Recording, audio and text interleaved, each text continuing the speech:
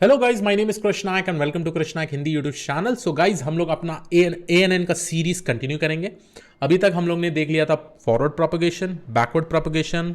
यहाँ पे आप मटेरियल्स भी देख सकते हैं, सारा चीज़ मैंने पढ़ाया था। वेट अपडेशन फॉर्मूला क्या होता है, ठीक है, और लॉस फंक्शंस भी आने वाले हैं आगे, तो उनके बारे में भी हम लोग डिटेली समझेंगे।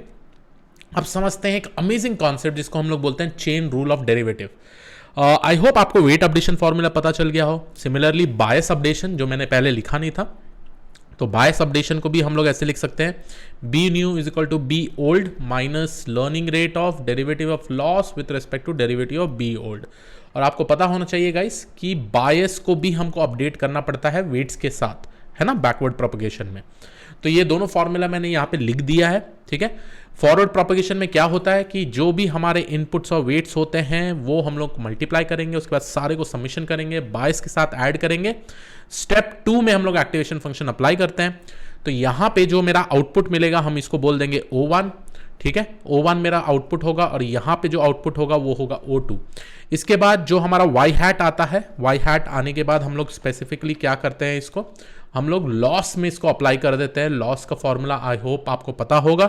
एक बेसिक लॉस फॉर्मूला हम लोग y minus y hat whole square बोलते हैं, जिसको हम लोग MSE भी बोलते हैं। और बैक प्रोपगेशन का मेन एम होता है ऑप्टिमाइजर के थ्रू हम लोग को लॉस को रिड्यूस करना पड़ेगा, and one of the optimizer is basically called as gradient descent, ठीक है।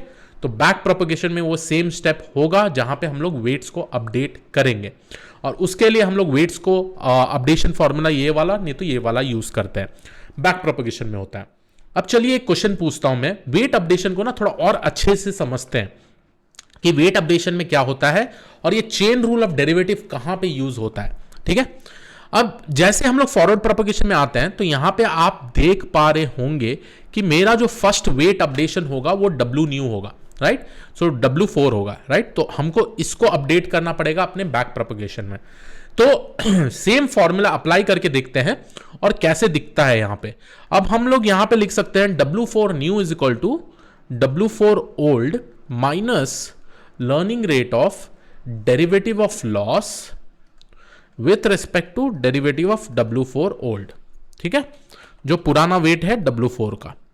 अब ये वाला चीज तो आपको पता है, ये बेसिकली हमारा स्लोप में कैलकुलेट करने के लिए यूज होता है। और सिमिलरली अगर मेरे को बायस भी अपडेट करना है तो पहला बायस यहां पर B2 है, तो मैं यहां पे स्पेसिफिकली इसको ऐसे लिख सकता हूं, B2 new is equal to B2 old minus learning rate of derivative of loss with respect to derivative of B2 old, ठीक है।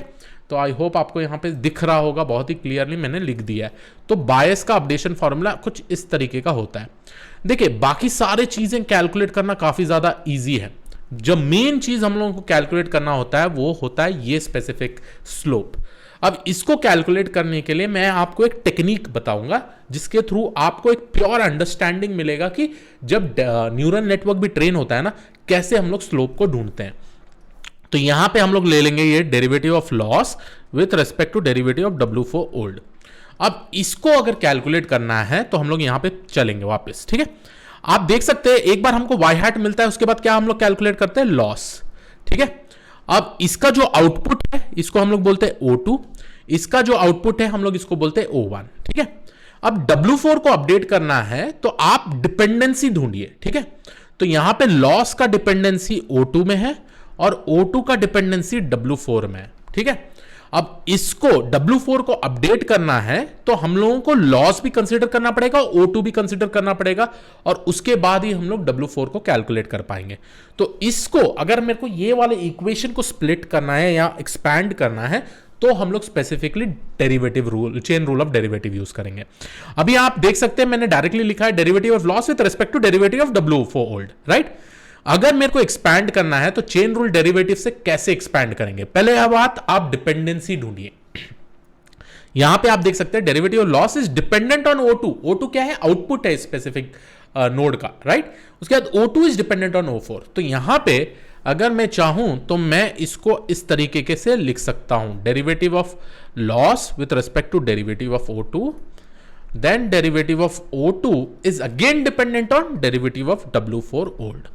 Eight the end of the day guys, ये दोनों को हम लोग कट कर देंगे तो हमको सेम आंसर ही मिलने वाला है, यही सेम आंसर मिलने वाला है। और इस रूल को हम लोग बेसिकली बोलते हैं चेन रूल। अब रीजन क्या है हम लोग यहाँ चेन रूल यूज कर रहे हैं, क्योंकि हमको जो स्लोप ढूंढना है ना, और जिस जिस डिपेंडेंसी में, क्योंकि O2 को बाद में हम लोग एक्सपैंड भी करके उसका वैल्यूज को देख पाएंगे, ठीक है। O2 क्या है यहां पे, देखिए O2 is nothing but O1 multiplied by W4 plus B2, है ना। तो O2 को अगर मेरे को एक्सपैंड करना है तो मैं इस तरीके से एक्सपैंड कर सकता हूं, तब मेरे को पता चलेगा कि एक्टिवेशन फंक्शन कहां पर लगा हुआ है और क्या वैल्यूज है। तो इस तरीके से हम लोग बेसिकली एक चेन रूल अप्लाई करके, जिसको हम लोग बोलते हैं चेन रूल ऑफ डेरिवेटिव्स, उससे हम लोग बेसिकली लॉस ये स्लोप को कैलकुलेट करते हैं, ठीक है। अभी मैं थोड़ा और थोड़ा डिफिकल्ट वाला चीज देता हूं, ठीक है, क्योंकि देखिए यहां पे आपको एक आइडिया मिल गया कि ठीक है भाई हम लोग इस तरीके का एक्सपैंड कर सकते हैं। अब लेट्स कंसीडर कि मेरे को W1 का डेरिवेटिव ढूंढना है, ठीक है। तो W1 के केस में क्या होगा, मेरा वेट अपडेशन फॉर्मूला ये हो जाएगा, देखिए W1 new is equal to W1 old minus learning rate. Learning rate तो चलेगा, सेम ही रहेगा, derivative of W1 loss with respect to W1 old. अब हम लोग इसको कैलकुलेट करेंगे, चलिए अब इसको कैलकुलेट करने के लिए देखिए क्या क्या हम लोग कर सकते हैं इसमें। तो derivative of loss with respect to derivative of W1 old. अब यहां पे आप देखिए हमको ये वाला चीज अपडेट करना है, ठीक है, ये वाला अपडेट करना है। अब इसको अपडेट करने के लिए लॉस जो होगा वो O2 पे डिपेंडेंट होगा, फिर O2 से W4 नहीं जाएंगे अब O2 से it will be dependent on O1, then from O1 it is dependent on W1। तो चेन रूल ऑफ डेरिवेटिव से हम लोग यही पैटर्न से बेसिकली अपना रूल लिखेंगे।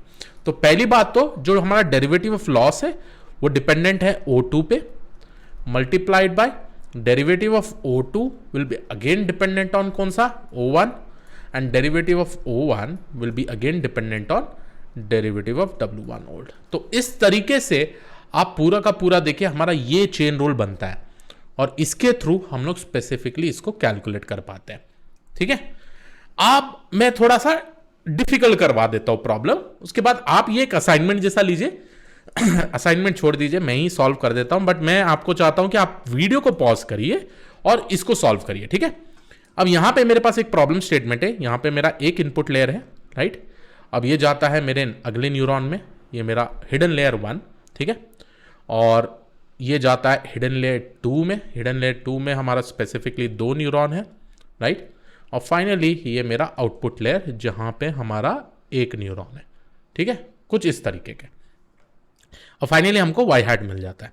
तो यहां पे देखिए हमारा X1 हो गया, ठीक है, ये मेरा इनपुट हो गया, इनपुट लेयर, ठीक है, ये मेरा HL1, ये मेरा HL2, ये मेरा आउटपुट लेयर। अब समझ लीजिए गाइस, अगर मेरे को ये भी बायस अपडेट भी करना है ना, यहां का भी बायस अपडेट करना है, सेम चेन रूल से ही अप्लाई करेंगे, इसलिए मैं वेट्स पे ज्यादा फोकस कर रहा हूं सो दैट आप लोग समझ पाए। अब फर्स्ट देखिए मैं यहां W1 असाइन कर देता हूं, जो ये नोड का आउटपुट होगा उसको हम लोग लिखेंगे O11, ठीक है।